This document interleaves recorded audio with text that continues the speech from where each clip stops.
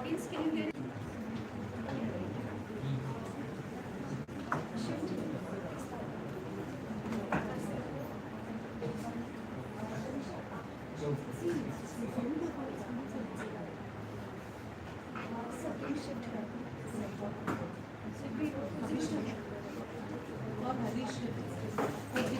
Girls, these three girls, can you please shift? This side now.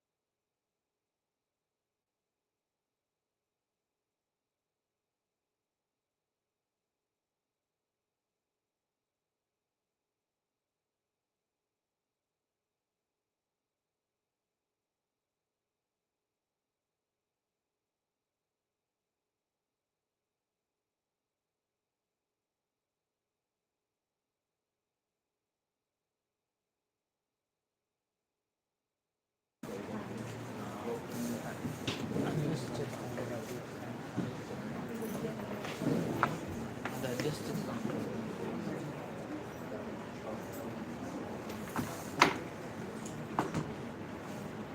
remind me before we start the session, I want to cover sessions from investors and entrepreneurs. They would tell you briefly their experiences, but if you want to know more, you have to ask questions. Doesn't matter whether you are planning to do a business or not, but having this information today with you is very, very important. Okay, so you have any slightest of the doubt or question, please do ask. Okay? All right, so we can start.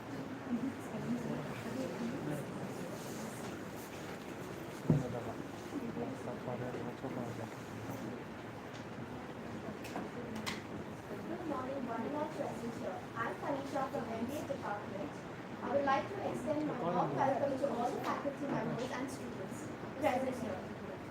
Today is the 7th session of the FDP program. To start with, I would like to call upon Dr. Priyamit Kaur ma'am to give us an introduction about our guest for this session. Over to you. Good morning, one and all present here. Good morning, Shashank, sir. Sir, hello, Shashank, sir. Are you in a position to hear? Yes, morning. Okay. Good morning, all. I, Dr. Priyami, from Department of Management Studies, takes the opportunity to introduce our speaker for the morning session, Shashank Ramdev. The best way to predict the future is to create it. And on those lines, I virtually welcome Shashank Ramdev. Shashank brings an entrepreneurial and investment understanding with 15 years of your cross-functional expertise, acquired a depth and breadth of experience from having worked in large companies, being the founding member of startup acquired by Fortune 500 company to an early stage fund to investing in technology enabled startups. Shashank is founder VC at 100x, India's first venture fund to invest in early stage startups using ISA FE notes. He is also an angel investor and advisor with a keen interest in B2B emerging technology startups.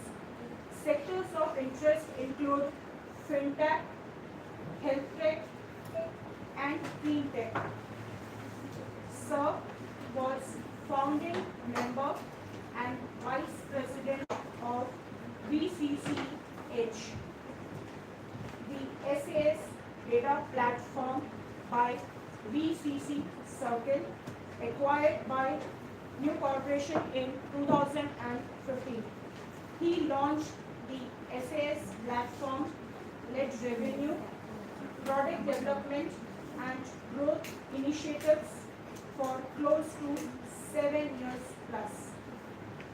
He has also worked with NIT Limited and Sensor Technologies Limited. Shashank holds a degree in engineering from Nagpur University, currently known as Rashtra Sant Tukaroji Maharaj Nagpur University, and MBA from International Management Institute, IMI, New Delhi. I virtually, on behalf of our MBA department, sir, we welcome you. Over to you, Shashank, sir. Thank you, ma'am. Thank you so much for the kind introduction and thank you for inviting me. And it's unfortunate that I wasn't able to be there in person. I would have loved to interact with all the students and more importantly learn from them in terms of what's happening these days from a young perspective. And thank you, Mr. Ma'am, for inviting me and extending the invitation. Really appreciate it. I hope I'm audible and clear enough. Yes, sir. Great. Great. So not very long ago, I was sitting on the other side during my MBA days, and I felt that joining an MBA program is the answer to all the things, and then life moves on progressively. But you realize that once you step out, there are different aspects of life, and I just to give you a quick sense of as ma'am introduced now, I started my journey in a very, very non-linear format. I did my engineering and ended up doing a logistics job, right? Because I hadn't joined an IIT, so my engineering college didn't excite me so much. And post that I joined a company called Zensar Technologies in Pune, and then I joined NIT Limited, and then obviously MBA happened. And post MBA, I was assuming, like everybody, I was part of the placement committee, and this was way back in 2008. And then the financial crisis happened, right? And surprisingly, we managed to place everybody in our batch. But the placement committee, the 4 people in the placement committee didn't get it all, right? So hence what we did was we went. There was an event happening of IMI alumni. So we said, I actually went to Manali for a week because I didn't have a job. And I came back from the mountains and I joined the function. And there I met this individual. I obviously had the chance and opportunity to join NIT. But I met this individual who was an alumni from my college, but also had gone ahead and done a master's again from London School of Economics. And he said, we are building a company which is building a database for venture capital and private equity industry. Now, in MBA, I had studied mergers and acquisition, and somewhere I had read venture capital. I said, this seems exciting. And I'd seen some movies which gave me some sense of what venture capital was. So that kind of got me excited. Obviously, I love Bombay as a city. So I decided to move back to Bombay. And I joined this company as one of the founding members, VC Circle, which is where my journey began. Today, I'm the founder of VC at 100x from VC. We run and operate a fund. We've done 80 investments in early stage companies. And my objective today is to give you a glimpse into how VCs think, because now the whole startup culture 11, 10 years ago since 2009 has evolved a lot. We have seen a lot of companies. In fact, many MBA institutes are now inviting unicorn startups to hire from campus. That is no longer only the Infosys or the HU. So the culture, the mindset has really, really evolved. And there are some very specific jobs which are coming out in these new age companies, which are employing 40,000 people, 50,000 people, right? And this is a very exciting time to be doing an MBA, because today, when we were doing MBA in yesteryears, our path was, XYZ package and 4-5 types of companies, McKinsey's, Infosys, HCLs, right? Today, the plethora has evolved a lot from an FMCG perspective to an e-commerce perspective to a SaaS-based company like a software solution company. And my objective over the next 40 minutes, and I'd love to make this interactive as much as we can from a virtual perspective standpoint, is to give you a glimpse of what we as VCs do when we look at companies. And while these are specific to what startup founders should not be doing when they're pitching to investors, but some of the basic tenets are general in life. What not to do when you pursue your career, or when what not to do or keep in mind if you decide to start your own venture and you want to keep it bootstrapped or maybe raise money. So with that, I'll just dive into the presentation. Again, I thank you everyone on your team on Saturday morning. If I was in my MBA days, I would have definitely missed this session because I was going to sleep it. But kudos to the effort made by the students. So with that, let me dive into the presentation. Okay, I hope everybody can see the screen. Yes, we do. Okay, give me a thumbs up. Okay. Just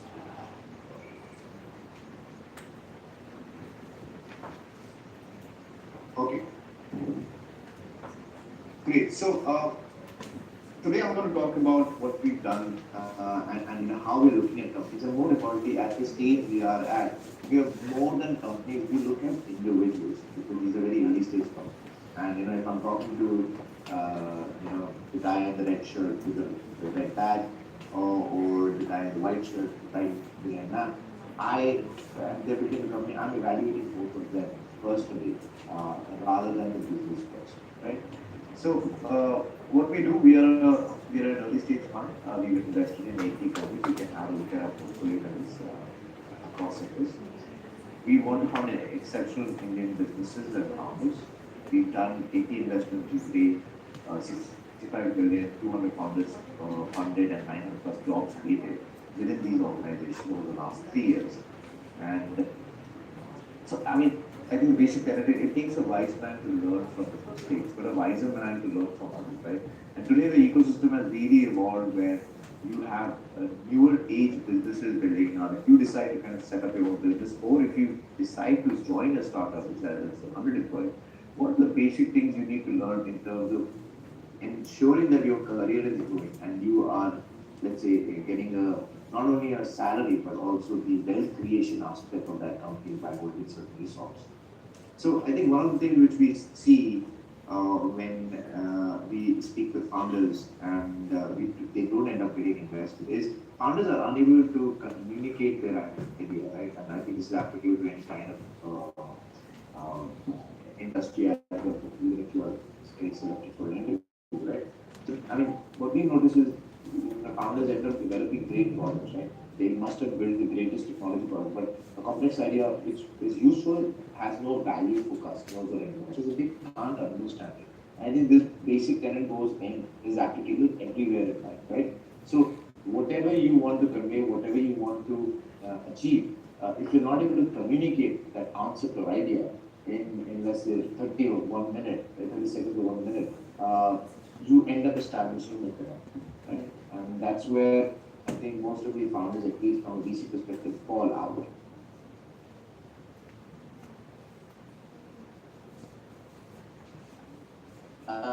We've also seen the aspect of anything can be built, but it's not necessary to build everything. He's trying to understand that or that they're building ground because they are building everything. AWS or Amazon under the sun today. But when Jeff Bezos started, he was focused only on category creation, not books, right?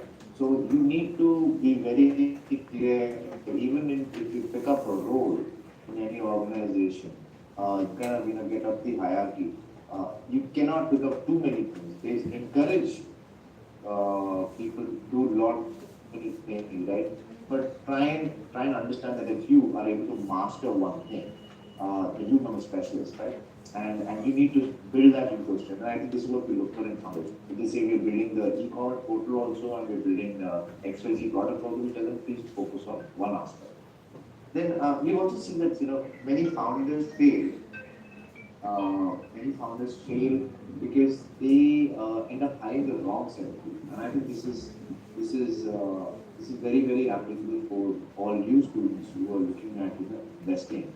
the mistake many founders or large companies make is to hire people with credentials. They might have great credentials, but you don't have the hunger to achieve it, right? And that's why many organizations kick out people. These people come with a baggage of entitlement. I've seen a lot of we fund companies which are at least 80% from non-IITs and non-IIMs, right? And the thing is because the way sometimes those students, and I'm not saying all because there are great companies being built out of both these campuses, but there's a baggage of entitlement, right? And it's very difficult to take sometimes. And I think that also happens with, let's say, if you bring in a 20, 30-year-old resource who's worked in a particular industry, and then you guys, let's say you guys are building a code and you get up at 3 a.m. and you start typing a code and then 7 a.m. you reach out to your employees and boss, let's work this out. And that 30-year-old resource who's had 30 or 15 years of experience, he gets up at 8 and drives into the work at 9 and just wants to make. And this is happening a lot in many organizations. So who you hire and where you go. And Recording in progress. Always try and see that if value an individual which is bringing in a sense of entitlement, commitment, expectation, and they are doing things at work. Right? For early stage, at least in early stage company, civil is applicable in large organizations like that. This is again one of the things why it is PC is going to fund early stage because they're successful in raising too much money early on, and then they become calm. They're like, okay, fine, I don't need now. Raise money, I'll put it in my bank, I'll make an FD, I'll get 6% interest, and I'll just chill. And that kind of mindset doesn't take them anywhere. So shortage of capital in early stage forces a startup to make hard choices about what they want to build, and eventually will build. We've also seen surprising, and I think most of end up raising too much money, and this for very frugality, right? We come from an Indian middle class. At least I come from a middle class family where our grandparents have always taught us that the consumer stretch your legs to the extent where the blanket is, right? But some of the founders we've seen in India, when they get funding, they think that they need to spend. So I think one of the reasons why investors don't fund is that be practical, you don't kind of see on office setups, customer acquisition, advertising, branding, because I think required in the early days of the startup journey, or at least how we evaluate companies. Then I think this one is applicable for many of you, and I love getting responses. So I like to see a raise of hand in terms of if you were to begin a company today and you end up getting one large contract of 1 lakh rupees per annum, and on the other side you have 10 customers giving you 1,000 rupees, for the other side you have one customer giving you 1 lakh rupees. Which one will you choose? I need three people to answer and give me the response. So anybody, either I can pick and choose, and I love picking on the backbenchers, or you can raise your hands. Anybody, just feel free. Let's make it common. There's no right and wrong answer. Let me tell you that. Anybody? If you're building a product and you build it out, and this can happen in younger organizations and older organizations. Also, if you're a product manager, You can come and you see get my- one customer which is going to give you 1 lakh rupees. Are you going to go with that? Or are you going to go with, there are 10 customers willing to buy you, but they're giving you 1,000 rupees? Even teachers are welcome to choose. Okay, so since nobody's raising hands, I'm going to pick. I can only see colors of t-shirts, I can't see faces. But let me pick on, I think, the individual sitting behind ma'am in the black shirt or grey shirt with a French beard. In the second one, You come. besides the white shirt, I think right beside, in the second row, right? No, I think, yes, I think him. There are two boys sitting right behind ma'am, right? The one in the black shirt. Can you respond? Yes, you. Correct.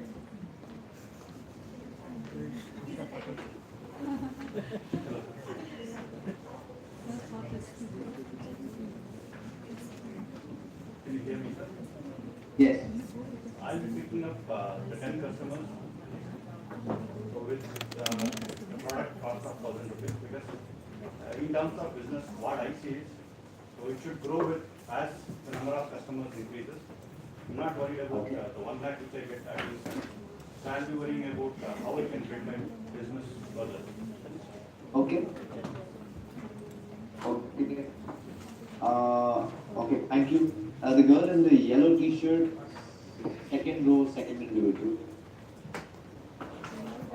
Yellow.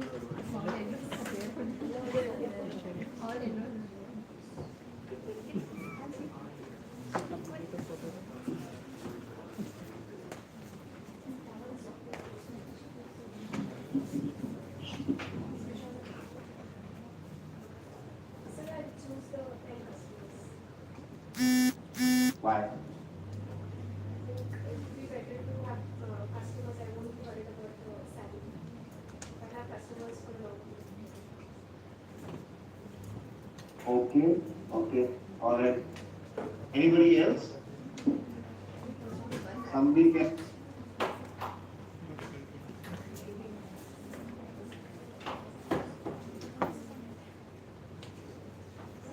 You guys are very shy.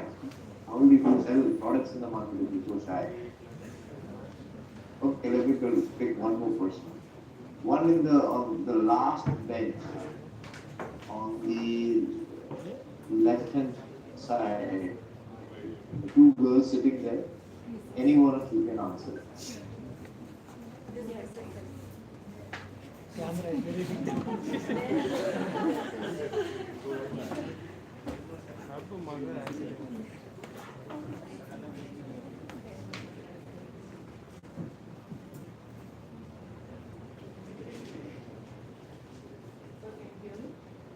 Yes, I can. Sir, I would like to give you 10 customers who are going to give the 1,000 rupees because I don't want to rely on 1 lakh rupees which I am going to get after 1 year. So I am going to choose the 10 customers. Sure. Sure. Okay, thank you. Thank you guys for the response. So yes, I think, see, that's the objective, right? Getting a large contract and a big customer very early on.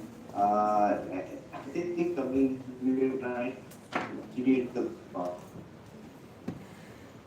right? And one way of validating is I don't care how much you're getting paid by one customer or two customers. I care about the product being utilized, the utility of the product, right? And the utility of the product is determined by the number of users. It's okay if they're paying you less, but very very early stages, I think that becomes a very important point. And I think all of you understand this concept. It's good to see that I've seen many sessions where a lot of people say, no, I will definitely go up to 1 lakh, which is also not wrong. But maybe you can also do that when your product has evolved, right? But yeah, some of the reason why we as investors, when we invest in early stage companies, we end up not investing in companies because their financial dependency on one customer is too high, and there is no way of validating the product. Then also we've seen Superman founders who don't like to delegate. They think that they are lone rangers, and they can't work with team. They don't trust anybody. They don't delegate, right? And what they fail to understand is that every human, and no one has unlimited hours, right? We don't have to solve everything. And you will reach a point where fatigue will set in. You will not be able to take a decision. So play a major role. Then again, I think one more factor is that raising money from wrong investors with no reputation in a lot has made us at least invest, reject 15 companies. And founders, the reason why investors fund companies is because the first and only priority of this salaries are important so as not to create hardships for the founders. But also salaries are important. Thing cannot be I want to generate income by raising money. Your only fiduciary responsibility needs to be, and you will own the large ownership of equity, and your responsibility is to increase the value of that equity. And many a time founders somehow tend to forget. And we tell them, boss, if you want to earn salary, go to come and join 9 to 5. Then don't start a business. But if you're starting a business, you own equity, it is your responsibility because you're going to be hiring people. You own equity, your responsibility to increase the value of the equity. So focus on wealth, please. And we ask these questions and we give them data. And if they tend to use 25% of the capital which we are going to deploy to them in salaries and their personal salaries, then red flag for us. Because in early days, founders, that is a missing link. Again, I've touched upon this in terms of doing too many things, too many revenue models, multiple directions, right? And the many SKUs in, let's say, a B2C brand. And those kind of companies don't end up raising money because we end up becoming a living debt, right? We have too many product lines very early. We've not mastered one vertical. The guy yesterday I was at an event, Icon, and I met this one company, great founder, great human being. He's hired, at least 18 people. And he's built out 16 products. Each product is not selling beyond 50 lakhs. 50,000 rupees. So he's made a cumulative revenue of 17 lakhs roughly in 1 month. Right? And I told him that, why don't you bring it down to 3 SKUs, 3 products, and then try and see if you can build out 17 lakhs to 18 lakhs in 1 product. Right? That is again coming back to my earlier slide where the focus needs to be in one. If you're doing e-commerce company for hooks, like Amazon started with, focus on that, become a category creator. That is a miss a lot of times, and hence companies don't get funded. Again, this is around you get money and then you end up buying technology and all that. And I'm sure you looked at there are many growth hacks taking place these days. There are multiple ways of marketing without paying. There are multiple ways of building out websites or your basic product without spending too much on technology. If you dive into it, many options online. We look for that huge. Some of the reasons why founders don't get funded because there's cost and pricing issues, weak business model, and need to offer. Right? The brightest of the ideas will fail if there is no visible path to make money. This is the most important thing, right? The so-called cool, unified perpetual losses with the use of venture capital. There has to be a visible path to profitability. There's something we call mode or unique IP or barriers to entry. Right? And we also look at companies which have some level of edge and some level of new tech which they're building on. And that is what we try and define as mode. We have a mode. So a lot of people ask us, like, Shashank, you have gone ahead and invested in Kerala Banana Chip, which is a company which actually got showcased on Shark Tank. What's the mode there? It's just a chip. Usme kya mode hai? There is no technology. It's a chip and it's a banana chip which is so prevalent in South India and Kerala. What is so unique about it? And the unique thing about that when we invested in that was the founder's ability to make it into a brand and move away from the plastic tellers or plastic bag where we get right in Kirana stores, Kerala chips or banana chips, right? Branding that and creating 3 SKUs, original Kerala banana chips, onion sour and peri peri. When we looked at it, and obviously he made it fun, like millennial generation was, who eats Kerala banana chips, right? They were eating it as a product and they felt cool, like they were eating Lay's, this homegrown brand. And we met him, he was doing 12 lakh rupees per month by selling only 3 SKUs. And his cost and margins, everything was in that. And he had 200, he had I think 100 odd retailers and 5 distributors. He picked up the one. And I strongly encourage you guys to try out the Kerala Banana Chips as well, right? And there the mode was execution. He managed to get a very mundane aspect of fruit convert it into a chip which has been there for many years and centuries and create a brand in itself. And I don't know whether you guys have looked at Shark Tank, but you should definitely where Manas, the founder of Kerala Branch, comes in and he introduces Kerala Branch. I think I felt without any bias, I felt it was one of the best introductions that Shark Tank has.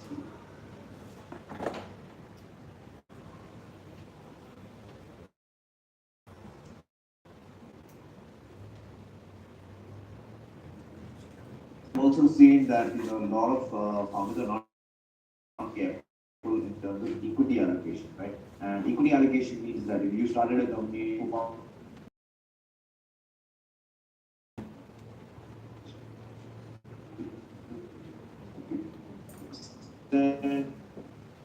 and you bring in another equity buyer,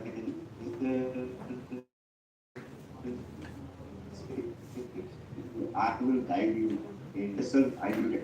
So if you guide on it, I will understand something because you have to realize the compensation that is the cost. Now, I'm coming to the end. To give a broad sense of why investors VC don't fund startups is broadly around this. Companies that can't grow fast and absorb capital at high speed do not fit into the investments of VCs. Asset-heavy businesses don't attract VCs. Manufacturing fund, that is not going to be funded. That is going to be funded by an MSME scheme grant, right? So asset-heavy businesses don't attract VCs. VCs like to invest in asset-light business models, which bring in technology, innovation, and team execution. Some funding will get funded because of lack of focus. Too many moving parts or absent complementary skill sets of founders. There is also no clarity on financial metrics. So basic unit economics is missing. And obviously I touched upon capital structure, too much dilution. Right? So in life generally, even if you're not a founder, if you're going on introducing yourself or introducing what you're building, or if you're part of a large organization and you need to kind of introduce that product, always have this pitch kind of a mindset in your mind, right? And like anything else, practice makes perfect. So remember how you say it is as important as what you say. So, and these are some of the things which we expect to look at when the founders are building a slide. Themes like problem statements, USP impact, market opportunity. And for me personally, comparative analysis. So that gives me an insight into the industry. A lot of founders end up not comparing themselves with competitors, right? They think they're the special ones, and it doesn't need to be that, right? You need to acknowledge your competitors, indirect or direct. You need to have a business roadmap, product roadmap, and journey so far traction. Some of the metrics which are missing, right? And founders need to know, and even when some of you who might not start startups, but if you go and join your companies in your divisions, you need to know which metric is applicable to you. If you're in a marketing role, what's the customer acquisition cost you're in charge of, right? What is the retention for that particular account? What is monthly active users, right? Number of login, your annual contract value, your MRR projection, your total addressable market. Right? These are important things which are again not one size fits all. Every business has different things, but you need to acknowledge this and you need to understand. And as a outside of all, there are many things which you need to keep in mind. Revenue divided by top line, into the number of customers, units, into rate per customer unit. These are small things which you need to know. CAC, spend to acquire a customer, LTV, DAU, any retention, sales funnel, traction, conversion. These are very important things, and these are not only for founders, but also for employees who join other organizations. You need to understand this well.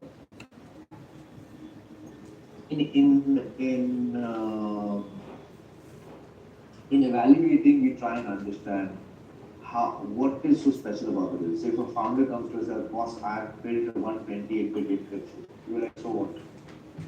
They say, "No, security is unbreakable." You're like, "So what?" Okay, so this security is unbreakable. It can transfer valuable credit data to safety, and banks can save, $15 million, and we make $1 billion. Now there is a business proposition with this thing, right? And this in life generally has to be the thing, right? So we always tell the founders that convert your product to business, right? And this again is applicable generally in life. Right? It needs to have an economic sense. If you're working in a large organization, you come up with a product, you come up with a launch of a new product. The larger management needs to understand the penetration of that particular product. You know, what value is being created, and how much revenue or money is going to be saved or revenue generated for that company. So the big mystery is that we look at many sectors, we do a lot of things, but every time founders talk about unmet need, market size, financial projections, at the end of the day, VCs or venture capital are thinking, is there money to be made? Are these the people who can make me money, and how much money can I make? And all other questions are around this basic parent, right? Because we are in the business of making money, so every business is going to eventually be looked upon from that perspective.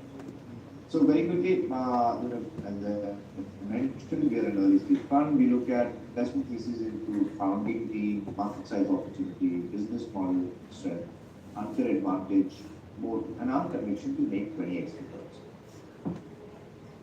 We initially used to fund 25 lakhs per company. Now we've increased the check size to 1.25 crores, and we've already invested in 11 companies after the 18 investments with this new check size, and hoping to deploy in another set of 30 companies by August. We invest through ICE, is India's simple agreement for future equity. This is essentially not it's you can read about this instrument on a web source document, and non-diluted equity close the account 2 to 3 weeks. And it's the speed which we've kind of mastered. The few success stories, we have 23 million, it's an aggregator of 10 clinics. Kerala Banana I've already talked about. I'll encourage you guys to kind of try the brand. Data Super recently released. It's a location intelligence company, and they've now, from a team of three, they've now become a team of 75. Cora Healthcare, which is a vertical e-commerce platform. We used to stay away from e-commerce platforms, but they are a vertical healthcare platform where healthcare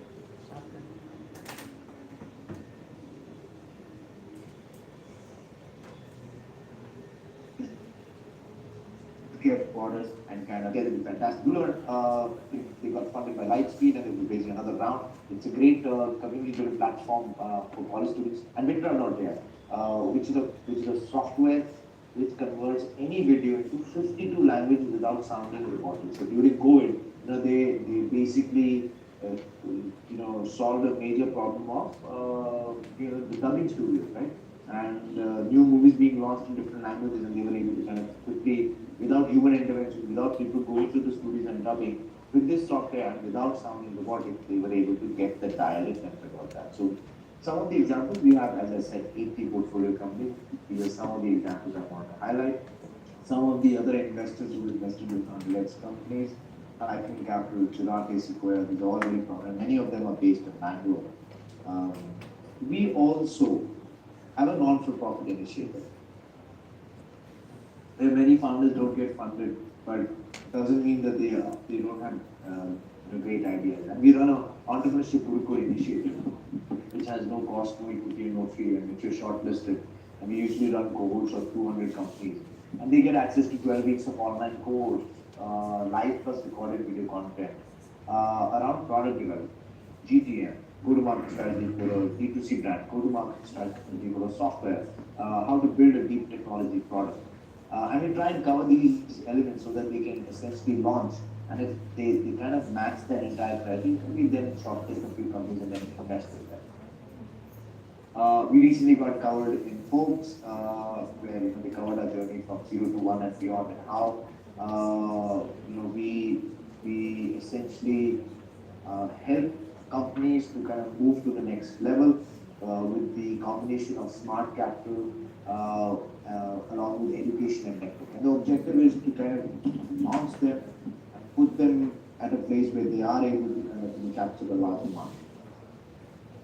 And yeah, so I'm very approachable. These are my LinkedIn handles, and I'm actually now gotten a lot more comfortable with Instagram. So that's my official Instagram handle also. So feel free to reach out to me. And if anyone of you are attempting or trying to build a startup, feel free to apply to us and we'll evaluate the company post-market. So with that, I come to an end of the presentation, but I'll be very happy to take on any questions which you might have.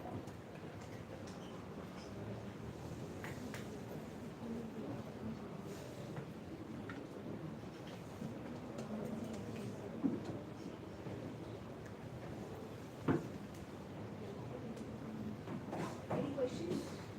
No questions. I was that good, huh? Or that bad?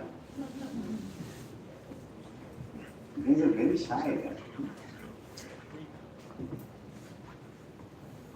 Any questions?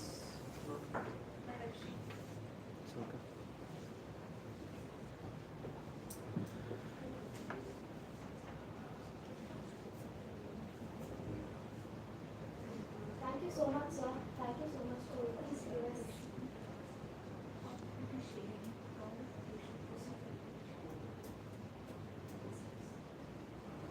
So I would like to know how would you, suggest equity shares?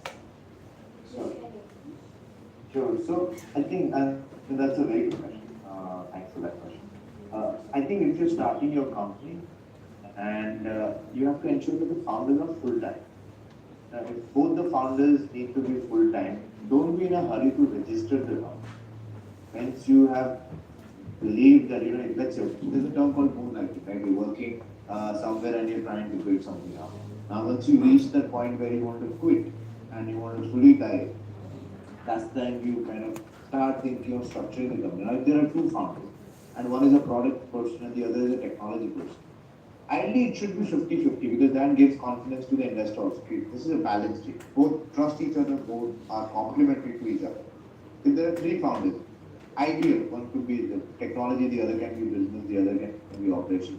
Ideal structure can be 33.33 each, and that amounts to 100%. We've seen a lot of time founders, and this comes from a Superman mindset, where I said, right, they don't want to share, they don't want to delegate. Where one founder owns 95 and two founders own 2.5 to 2.5. That doesn't give a good message out, right?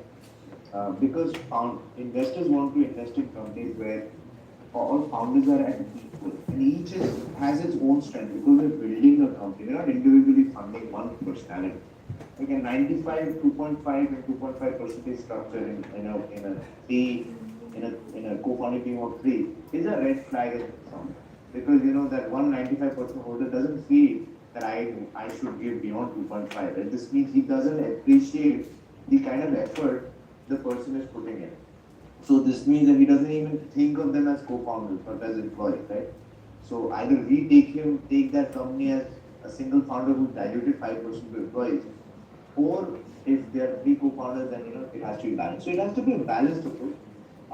You are building out companies, in the euphoria of launching a company early on, you might hit a point where all these things become a pain after 3-4 years of hard work, right? And so we need to have a founders agreement, we need to have share allocation. And now a lot of times founders say, I don't have a co-founder, I have to go search a co-founder. I don't know that. And if I get a person, I can't give anybody 40% or 50%. What if he runs away? So for that, there are provisions, right? You get somebody who says, I want to join you as a co-founder. I have not known you. We just met last night. I want to discuss this thing. So let's have a founders agreement with milestone. I join you as a co-founder. 6 months I help you achieve X, for which you give me 5%. And then 6 months down the line or 1 year down the line, you give me this percentage. So they develop a working relationship, and then the trust builds, and then you become equal partners, or you decide to kind of give them a certain percentage. There are various aspects of assigning equity, but when an investor is looking at it, should be well balanced so that when the company grows, there is enough equity left also for incoming employees, which is called ESOPs, employee stock options. And that is the driving factor for many youngsters like yourself to join early stage founders, because that creates value. You might get a high package of, let's say, 100 rupees as an example in a company, and you might end up joining a startup for 25 rupees. 5 years down the line, your 100 packages increase to 190 or 200. And if you're a startup, your package is increased from 25 to let's say 50 rupees, but your ESOP value has increased to 500 rupees. That's the power of startup. Right? So net outcome after 5 years for an employee would have been 200 rupees to 50 rupees in a large organization. For a startup, it would have been 75 rupees plus 250 rupees in option. Right. So that's the power of startup. If the startup is doing the right things. So I hope I've able to explain that and even ask you the question. So what kind of groundwork do you expect the students to do before they apply to your website or to contact you? What would you? Shashank, could you hear the question? No, I couldn't. So we have Professor Jyoti here, and Okay. she's asking a question that since here we have many students also sitting, so what kind of homework you expect the student to do before they reach out to you for funding? Yes. For funding. Yes. So I think what founders and students who want to become founders, when they approach investors, they should not approach them, oh, sir, I have an idea. And since you're an investor, why don't you just fund and I'll build it? That's the wrong approach, right? We want to see the ambition and zeal. That is what it is. I started my presentation. I think that was human evaluation rather than product evaluation. And at early stage, we're trying to determine, do you have this zeal when everything goes wrong and hits the roof? Are you the guy who's going to pull up your sleeves and say, boss, let's try something else? So we are investing in human beings first than businesses. And hence, when founders are reaching out to us, students are reaching out to us, they need to have proven something. And that something goes like this, right? You have an idea, then moves the minimal viable product to a proof of concept, to early traction. And where are you in this stage? If you are at an idea, please don't reach out to any us or anybody else, because you make a fool out of yourself because you're not clear in your mind. Idea don't get fun. You need to show your grit and you need to show your willpower to kind of execute that. Founders or students should reach out when they have built some product. They've left their job, they've invested 5 lakhs and they've built out something which doesn't have customers, but the product is good. I can see a demo. So something tangible, like Kerala Banana Chips, right? You built out a chips brand, you shown us 12 packets or 10 packets, right? And I have food distribution, now I want to expand. And I have a factory, I just need some money, and I start the production, I start pushing. To establish your own product in your mind is when you should reach out to investors. Now there are different types of investors. We are an early stage investor, so we accept at that stage. But many late stage VCs even don't accept it. Please don't come to us. You are still ideas on that. So also students need to understand which is the type of funds. Early stage seed funds like ourselves, growth stage VC funds and private equity funds. Is a different set of types of investors. But again, today, ma'am, the time is so great. Today, everything, I've seen these students, I did my degree in Nagpur. There was a city from Nagpur, there was a city called Gondia and Chandrapur, right? Now back then in Nagpur, we used to pay 100 rupees for internet. Today, if I talk to a kid from Chandrapur or Gondia, they have the same power of data consumption that I have. He can come here and give a presentation too if he has the same information, and he has. So what I'm trying to say is that everything has been flattened. In India, you can build out anything from anywhere. We were at a conference last evening, and Ritesh Agarwal from Oyo was speaking at the conference. We were listening to him, and a lot of people say tier 2, tier 3 markets are evolving. And he was saying that is correct. Tier 2, tier 3 markets are evolving. But you'll be surprised, there are a lot of businesses being built out for tier 2, tier 3, and they're coming for tier 1 market. For all of us to take our money from the wallet, right? So India is evolving in such a great capacity that the onus lies on the founders and the students right now. There is so much information, there is so much interaction, and the tools are available. I started my slide with this concept of, and it's wiser to learn from others' mistakes. Right? And we are now sitting in an ecosystem with 12 years of startups which have become unicorns. We are sitting on 102 unicorns. And Flipkart has been acquired, right? So you have these stories of failed and successful businesses. So if founders want to reach out to investors, there is a lot of information out there. They should do their research, which they can, and then make an informed decision of reaching out to which investor. And also, just one more question. Sir, you can hear me? No, you have to come in the mic.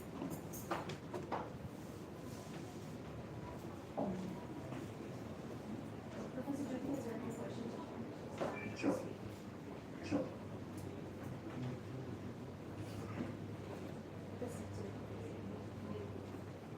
Hello, sir. Very good morning to you. Any student who is trying to apply for the funding, there is a small apprehension. Just let's imagine that the student has a very innovative and brilliant idea. Just let's imagine he's intelligent. So he has an apprehension of his idea being complete. Now, how does a youngster, a student, protect himself against this? There is always, we have heard stories about this. So, could you please suggest us? You know, I'll tell you, if the idea is copyable, it will get copied. I've seen a lot of founders who think that I will not share my presentation because my idea will get copied. What they fail to understand is that presentation to every business venture, then everybody will. It doesn't work. That thought is fundamentally wrong, right? And you block your growth, you block your mind, you block your psyche, and you unnecessarily waste time thinking. What you should focus on, how can I get the thing executed? What is the right information I should give to the investor? Which will get his interest. Should I give him only 2 slides like I don't agree my thing? Will it get his interest? Because my objective is to get a meeting with him for 45 minutes. Then I will explain him the product. Then I'll show him the product. And so this whole idea of my idea will get copied is a little immature. We've seen this in many companies. Not only students, founder group built out and sir, I come say, can you sign an NDA? Non-disclosure agreement. Look, boss, I don't have your recipe. I don't have your code if you're building it. So how will it get copied on presentation? So that is, execution is what is the key, right? So, and the other thing is that students are, as I said, students should not pitch to investors when they are an idea. But today you guys are very lucky. When we guys were there wasn't so much access. Today you've got Atal incubation centers and Department of Science and Technology funded incubation centers, right? And that is where you can test out your idea, right? Get more conviction of, if this idea is working, it is convertible into a product, right? And my advice to students would be that go through that process of, there are many incubation centers in Bangalore, Chennai, Bombay, and these incubation centers are really helping founders to break that barrier, right? And think that you first make it into an A, B, C kind of a product, and then you go on to XYZ kind of an investor who will give you his feedback. And the incubation centers will also give you co-working space. If you're building a, let's say, biomedical instrument, they give you access for that. They give you grants. Iraq is a biomedical facility which gives you grants up to 50 lakh. So there are many of these incubation centers which will test out your ideas depending on the sector you want to work on. But that being said, my final answer to that is, don't be hesitant in talking about that. This is the age of sharing ideas and execution. You can't be reserved about it. It's not the right time to be reserved in India. It's the time to open up, discuss, collaborate as much as we can. Because the culture is very, very phenomenally and fastly changing. And if you're not talking more or conversing more, or rather saying, if you don't fail fast, then you will not be able to kind of build on the next aspect, right? So don't be scared of failing. One thing will not work out, but India is now evolved into a culture where we are okay with certain sets of failures and evolve and reiterate the product or what you're trying to build on and start executing.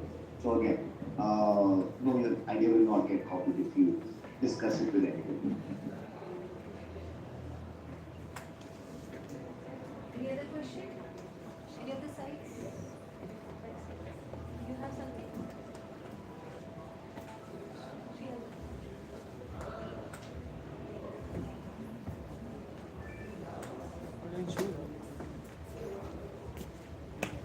One more question.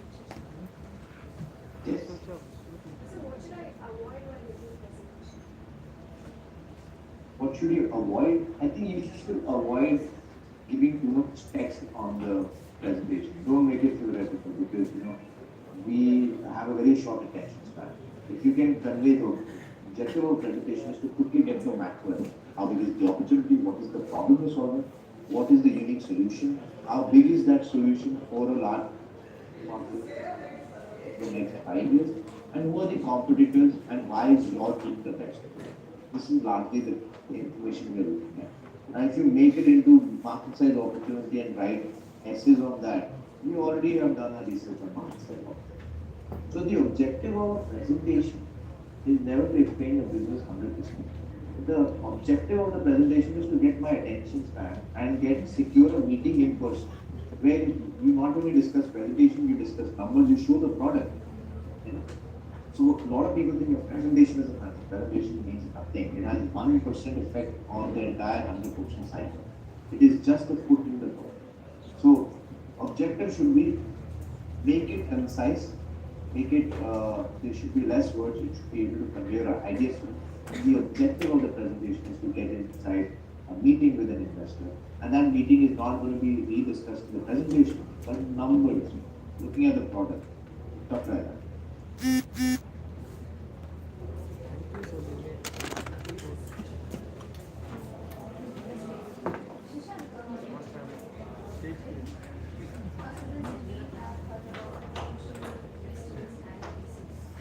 Now, we are looking at the funding. So, is there any typical way to figure out that when is it angel still good or when is it we should reach out to the VC in what stage? Let's say we Sure. are able to do it bootstrapping, it's fine, but if somebody is coming forward to invest in our business, how is that different? Plus, what kind of equity can you part with? What is the, like, is there any minimum equity or maximum equity which we can part with? Sure. So I think we so if an angel is interested, you need to understand what value the angel investor is bringing onto the table, right? So if you're building a company which is a software company and needs to be sold to enterprises like Accenture, Capgemini, and the angel investor is like a senior director, ex-director at one of these companies, he has that network, right? So if he's putting in 5-10 lakhs, he's also bringing great value of opening doors for that company. Right, so whenever you take angel investment from anybody, you need to understand the person's profile and what value we can bring. Because the money is secondary actually, to be honest. Primary is how that money is going to help you grow in terms of network, right? So that is one. The second is in terms of parting with equity. So we fundamentally believe founders should not part with equity.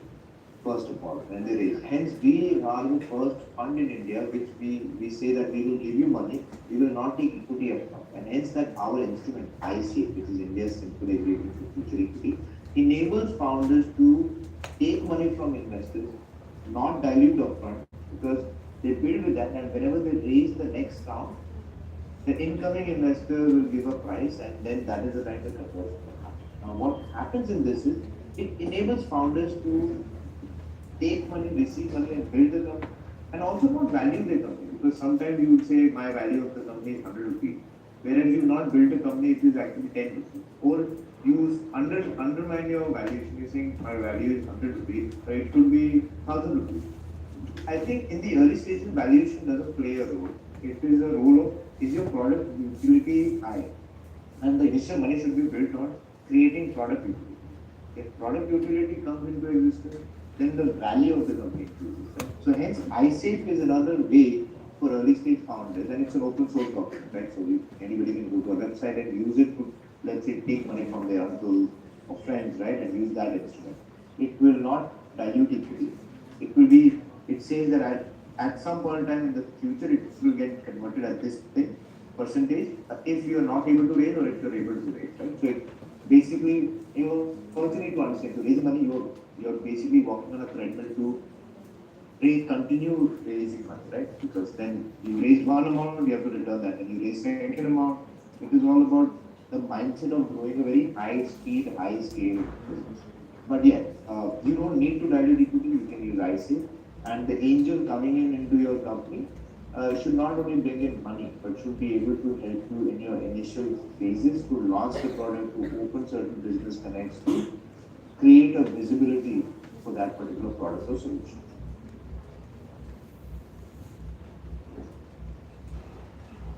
Wonderful.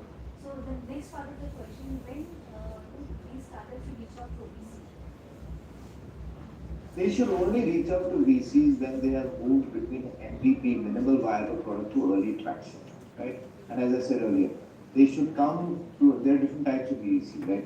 We are a VC which is very open to evaluating companies which are at minimal viable product, or as we call them MVP, or proof of concept, or POC, to early traction. But there are growth stage VCs who say we don't look at MVP or a POC because those are early. We only look at recurring revenue. If you're doing X amount of recurring revenue growing 15% or 20% per month, then only approaches. So that's why I said that founders need to be aware which are the type of investors they are reaching to. If you're reaching to 100x, we are open to this stage, not ideas or anything after that. If you're reaching, let's say, to a Sequoia, they will be like only post early traction. If you go into a KKR, they will say only if you are generating 100% growth month on month. Three different types of investors. Right? So the founders need to be aware which type of investor they are.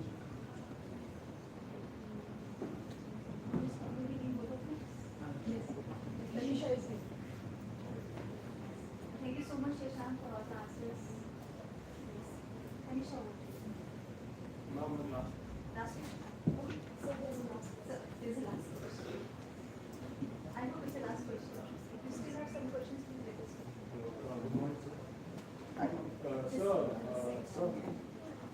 Sir, have you heard of the startup named NinjaCon? Yes. So then what do you think about a startup of the same concept but for a meat industry? If it's capturing enough market and there's a potential growth, we're fine. So India is a very large market where 2 or 3 players can exist. Right? The market is so huge. So if you're building something like NinjaCart in the meat industry, and if you're able to give value, create value at either side of the cost, so whether it's on the HoReCa restaurant side or procuring it from the e-commerce side, right? And this is a huge problem in these days. Right? Not only meat, vegetable, onion, any type of it. If you're able to build something which is tangible and there is requirement and your growth is happening on a prospect basis, certainly yes.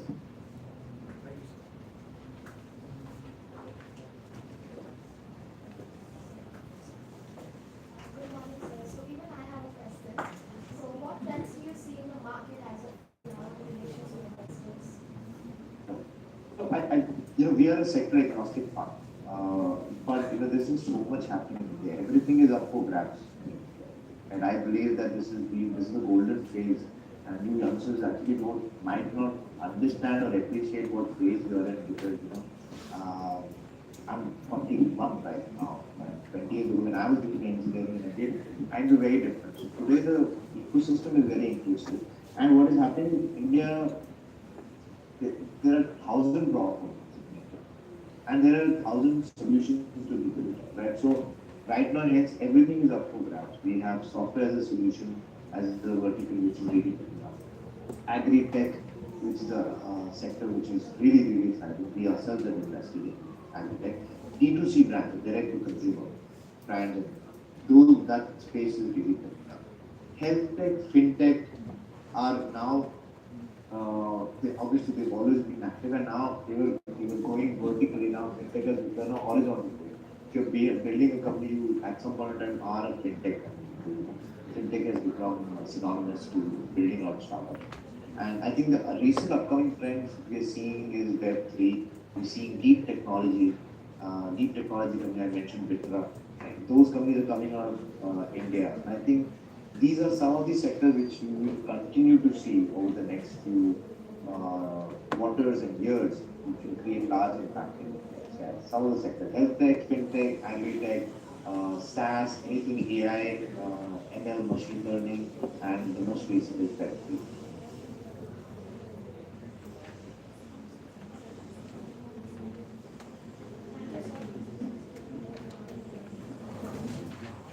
On behalf of NFCE, NFCE and NFCM, I would like to extend my sincere thanks to the speaker of today's session, Mr. Shashank, sir, for taking out his valuable time and enlightening us as investors. Thank you so much. Thank you team for having me. It was an absolute pleasure and hope to see you all next time in person. But yeah, thank you so much for your time. Thank you so much, Shashank. Thank you.